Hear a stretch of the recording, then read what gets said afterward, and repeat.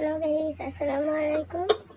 এই তো সকালবেলা আমি মাছ ভাজা করছি, পুঁটি মাছ ভাজা।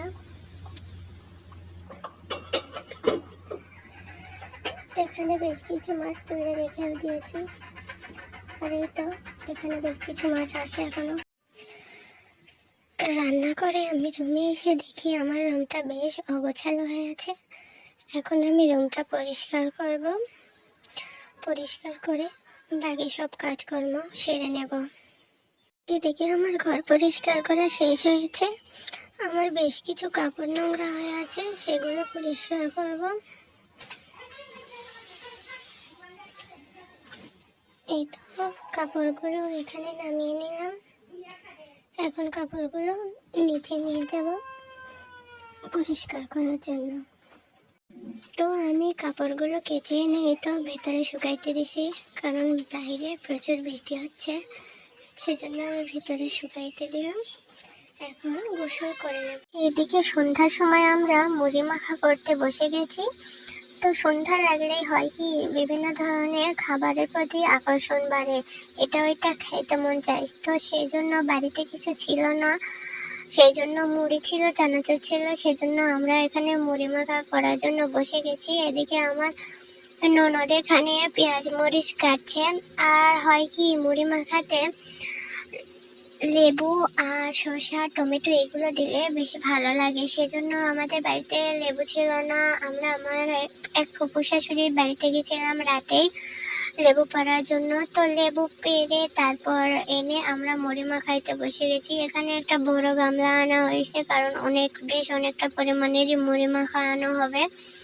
একটা পুরোটাই একটা টমেটো দেওয়া হবে, পুরোটা লেবুই দেওয়া হবে। লেবু দিলে মুড়ি মাখার টেস্ট বেড়ে যায়। এখানে বিট লবণ দেখানো হচ্ছে, এই লবণটা বিট লবণ দিয়ে মুড়ি মাখানো হলে মুড়ি খেতে ভালো লাগে, সেজন্য আমরা বিট লবণই ব্যবহার করছি। এখানে বড় ভাবি এখানে চানাচুর আনলো মুড়ি মাখানোর জন্য, আর আমার ননদ এখানে পেঁয়াজ মরিচ কেটে নিয়েছে। এখন এখানে টমেটোগুলো কাটা হচ্ছে। এই তো তাইবা এখান থেকে মুড়ির পর থেকে ও মুড়ি তুলে তুলে খাচ্ছে। তাইবা হলো আমার বড় ভাবির মেয়ে, ওর নাম তাইবা। এখানে সবকিছু কাটাকুটি করা হচ্ছে, আমরা সবাই মিলে খাবো বসে, সেজন্য। তো আস্তে আস্তে আমাদের সবগুলো কাটাকুটি করা শেষ। এখন একটু লেবু কাটা হয়েছে। লেবুর উপরের যে চামড়াটা থাকে, সেই চামড়াটা দিয়ে মুড়ি মাখাইলে বেশ ভালো লাগে। এছাড়া লেবুর রস মুড়ি মাখাতে চিপিয়ে দিলে অনেক ভালো লাগে, সেজন্য আমরা লেবুর চামড়াটা আলাদাভাবে নিয়েছি, নিয়ে কুচি কুচি করেছি। তারপর লেবুর রসও মুড়ি মাখাতে দিয়ে দেব।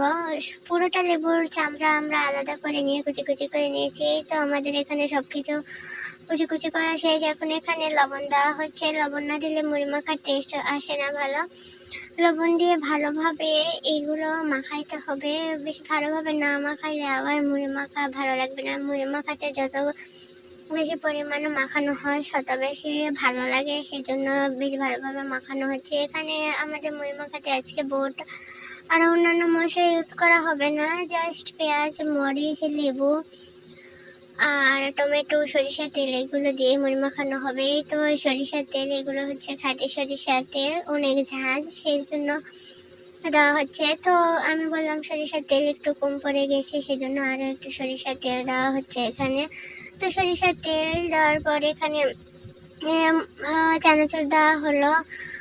চানাচুর দেওয়ার পর আরও একটু মাখায় এখানে মুড়িটা দেওয়া হবে। মুড়ি দিয়ে তারপর মাখায় আমরা সবাই খাবো। সবাই খাওয়ার জন্য অপেক্ষা করছে, কখন হবে আর কখন আমরা সবাই খাবো। এই তো আমাদের এইগুলো মশলা মাখামাখি প্রায় শেষ। এখন এখানে মুড়ি দেব।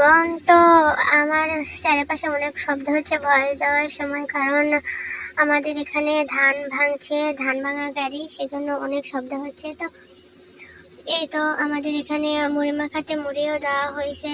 এখন এগুলো ভালোভাবে মাখানো হবে।